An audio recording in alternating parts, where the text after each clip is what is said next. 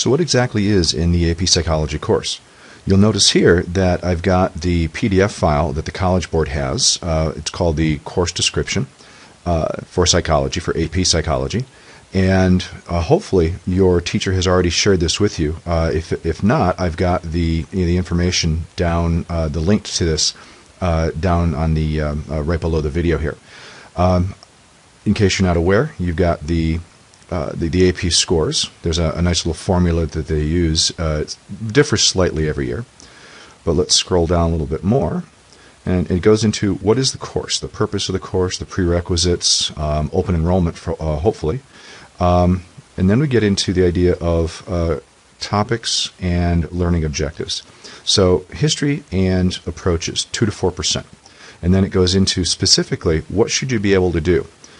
These are things that, in going over the course, teachers will look at and they will focus on. Most intro psych books will have most of this information, but very, very few books have all the information you need. So be prepared to not know everything that is on the AP test. Not to worry, you can still get a 5 on it without too much worry. So after history and approaches, you've got research methods, 8 to 10%.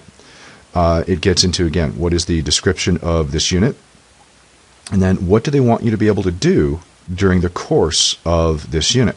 Differentiate types of research, how research design drives reasonable conclusions, identifying particular variables, random assignment versus random selection, predict the validity of behavioral explanations, etc. So, and of course, don't forget ethical issues.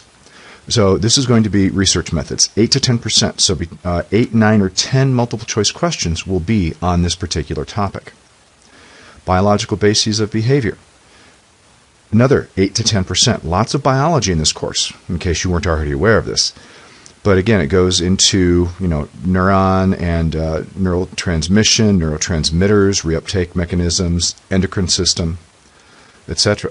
And of course, brain parts. And key contributors including Broca, Darwin, Gazzaniga, Sperry, and Wernicke. Next unit, Unit 4, is sensation perception, 6 to 8%. Sensory transduction, going from waves into electrical signals that your brain can understand, all the way through that, 6 to 8%.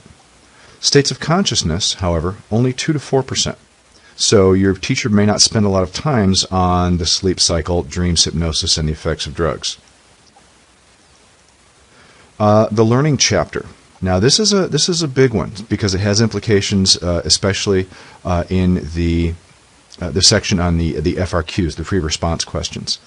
But again, distinguish between differences between classical operant and observational learning, basic classical conditioning, basic operant conditioning, etc. So you then look at the people Bandura, John Garcia, Pavlov, Rescorla, Skinner, Thorndike, Tolman, and Watson. So these are people you need to know. And as you know, not every book has every one of those people, and perhaps you haven't even focused on them, all of them, in your regular unit that you may have covered during the school year.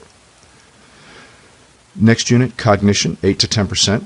Not only does this include thought processes, and including these particular ideas, effortful versus automatic processing, deep versus shallow processing, focus versus divided attention, which is going to be the cognitive portion of it, but there's also memory and memory improvement.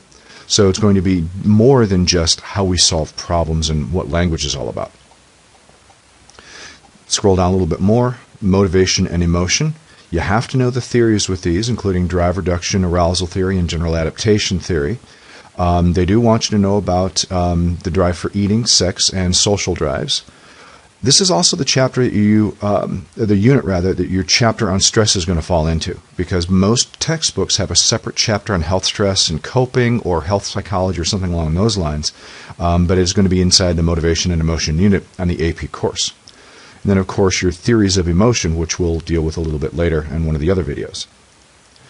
Developmental psychology, 7 to 9%, basically conception to death. There's a lot to know in this particular unit, but the focus here is going to be on some of the stages like Piaget and these folks down here with Ainsworth and the stranger situation and stranger anxiety, Bandura, Baumrind, Erickson, Freud, Gilligan, Harlow, Kohlberg, Conrad Lorenz, Piaget, and Vygotsky.